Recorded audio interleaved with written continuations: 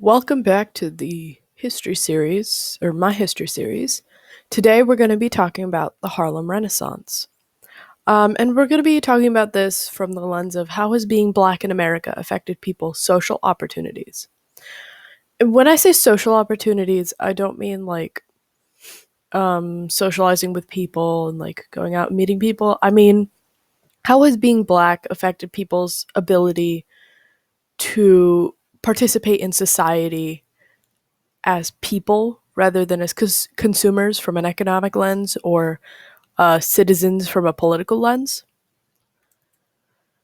So I just want to start with this quick do now, and I want you to think about what does culture mean? How much of a group culture is defined by the group, and how much is defined by those outside the group? So just pause the video for a second and think about this question, and um, yeah.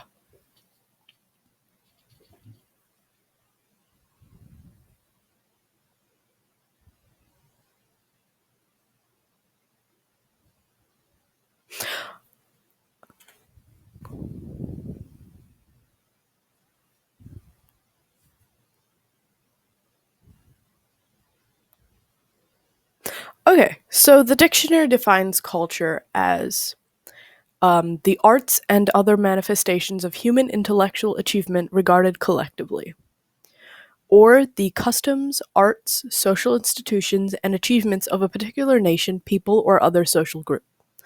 So, for our purposes, we want to focus on that second definition. And really, group culture, I would say it's defined equally by those inside and outside the group, because if you think about, say, like American culture, for example, sure, it's defined by what Americans enjoy doing and like to do. Like, one could say, I don't know, baseball is American culture because it's our national pastime, or it's the American national pastime. But it's also equally defined by those outside of America who think of America and say, oh, that's what America's associated with. So it's just kind of this feedback loop. So, what was the Harlem Renaissance? During the late 1800s, the early 1900s, following Reconstruction and the Civil War, there was a mass migration of African Americans from the South to northern cities. And one of the centers of this migration was Harlem, New York. Harlem is part of New York City. Um, it's part of the it's a neighborhood in Manhattan. So, from the 1910s to the 1930s, Harlem became a center of black culture because of mass migration and because it really fostered art. So it became the center of an explosion of black literature, art, poetry, and music. And those living in Harlem, their art focused on issues important to them like culture, identity, heritage, race, and racism.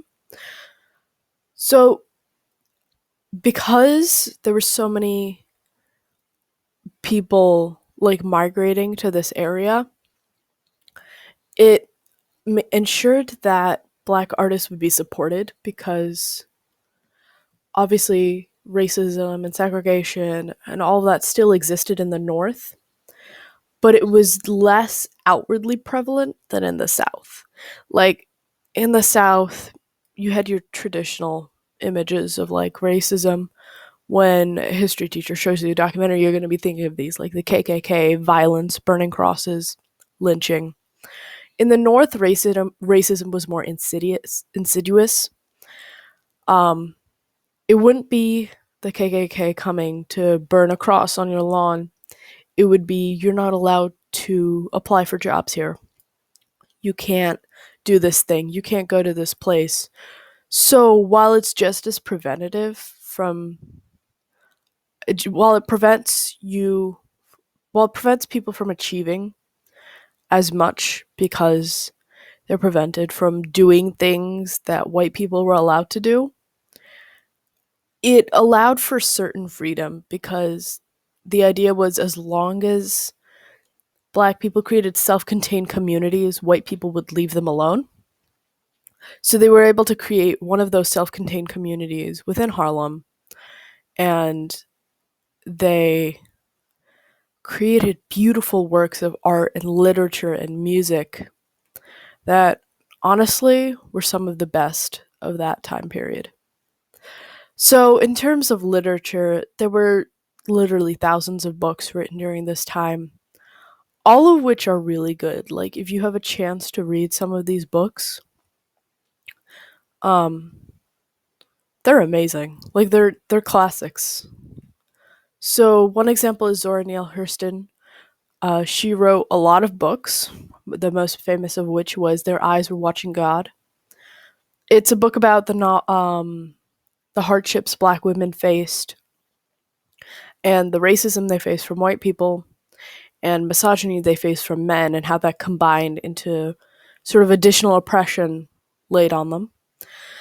W.E.B. Du Bois, sorry for my pronunciation, W.E.D. Du Bois was another famous writer from this time period. He wrote a lot of essays, and one of his most famous series of essays was called The Souls of Black Folk, and it focused on identity in Black America and how not really knowing like history and how the legacy of slavery and how the ongoing pressures of racism sort of combine to make identity and like history, personal history, hard to understand and hard to reconcile with. Um, Another famous writer was Jessie Redmond Fawcett, and she wrote comedy American style. And she discussed self hatred and wanting to be like everyone else versus taking pride in who you are. And all of these books bring a perspective that was previously lost in American history because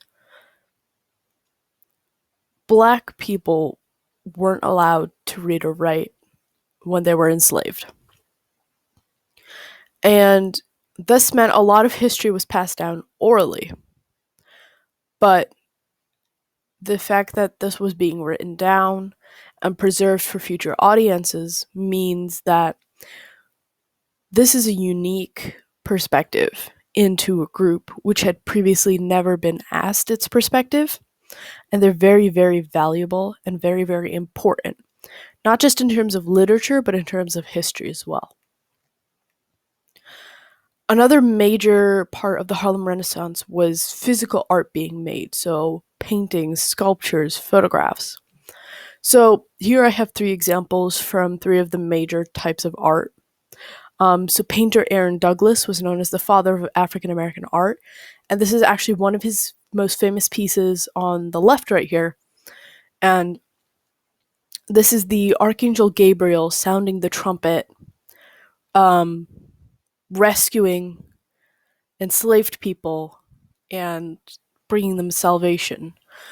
So he blended traditional styles like Cubism, so you can see how the figures are kind of square here and not really like